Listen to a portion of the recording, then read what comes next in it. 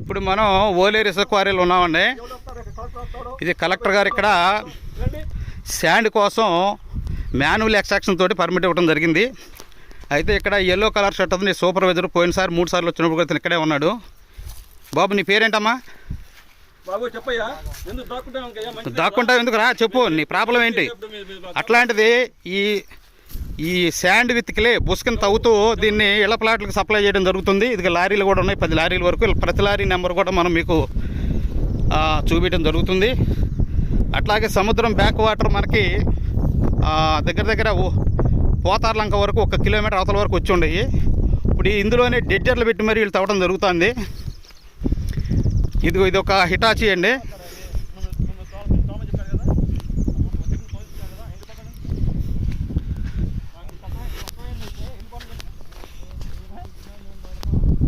మేము తిట్టామండి, మాకేం పని అండి బాబు, మిమ్మల్ని తిట్టాల్సిన పని. ఇప్పుడు మా ఇబ్బంది మాది, మేము వద్దంటున్నాము. తిట్టే అవసరం లేదు, చట్టమే చూసుకుంటుందండి. 4 రోజులు వెనక ముందు అంతే.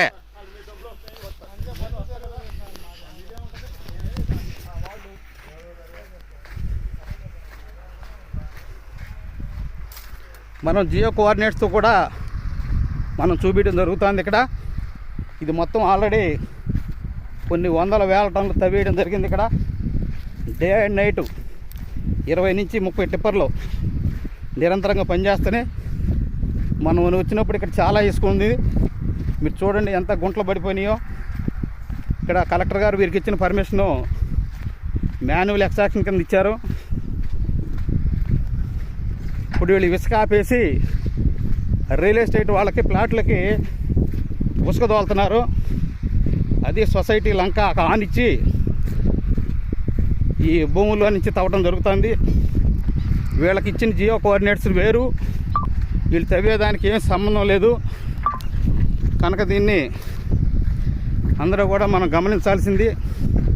అత్యంత ఘోరమైన అంశం ఏంటంటే 6000 టీడీఎస్ అంటే 4000 నుంచి 6000 టీడీఎస్ ఉన్నటువంటి ఈ సముద్రపు బే ఆఫ్ బెంగాల్ బ్యాక్ వాటర్లో వీళ్ళు జడ్జర్లు ఏర్పాటు చేసి, అంటే కెమెరాలకి ఫోటోలకి సర్వేలకి అందకుండా నదీ గర్భంలోంచి ఇసుకను తీయడం జరుగుతుంది. తోడి గుట్టలు పోస్తున్నారు వీళ్ళు ఇక్కడ. ఇది కూడా మీకు చూపించడం జరుగుతుంది. ఈ సముద్రం అంచుకి, నది అంచుకి వీళ్ళు దారేయడం జరిగింది. ఇది అధికారులు,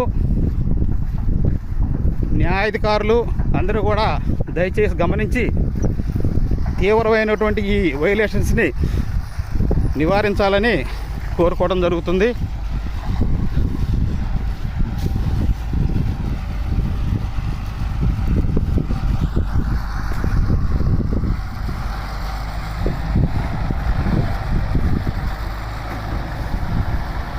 ఇది నిరంతరంగా ఏ రోజు నుంచి అయితే మిషన్లు ఇక్కడికి వచ్చినాయో వీళ్ళంతా నిరంతరంగా పనిచేయడం జరుగుతుంది. వీళ్ళంతా డే అండ్ నైట్ కూడా ఇక్కడ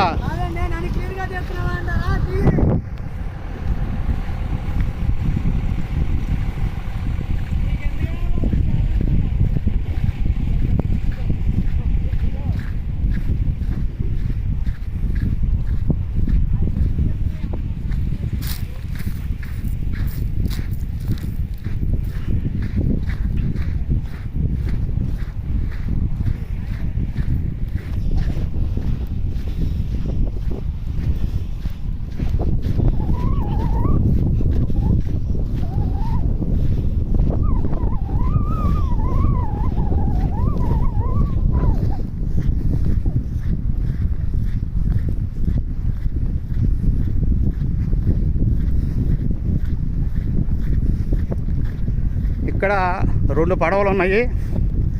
ఒకటేమో జడ్జింగ్ ఎక్విప్మెంట్ బిగించుంది, ఒకటేమో వీళ్ళకి ఆయిల్ సప్లై చేసేదానికి. అట్లాగే వేట నెపంతో దీన్ని ఇక్కడ పెట్టడం జరిగింది. అట్లాగే ఇక్కడ 2వ జడ్జింగ్ మిషన్ ఉంది. ఈ రకంగా గుట్టలు ఉప్పు నీళ్ళు అండి, ఇది కటిక ఉప్పు నీళ్ళు అండి, సముద్రం నీళ్ళు, బే ఆఫ్ బెంగాల్ వాటర్. ఈ అన్యాయాన్ని సోషల్ మీడియాలో ప్రతి ఒక్కళ్ళు కూడా మన తెలుగుదేశం నేతకి చేరేటట్టుగా, చంద్రబాబు నాయుడు గారికి అలాగే లోకేష్ బాబు గారికి చేరేటట్టుగా తీవ్రంగా దీన్ని వైరల్ చేయాలని నేను కోరుకుంటున్నాను.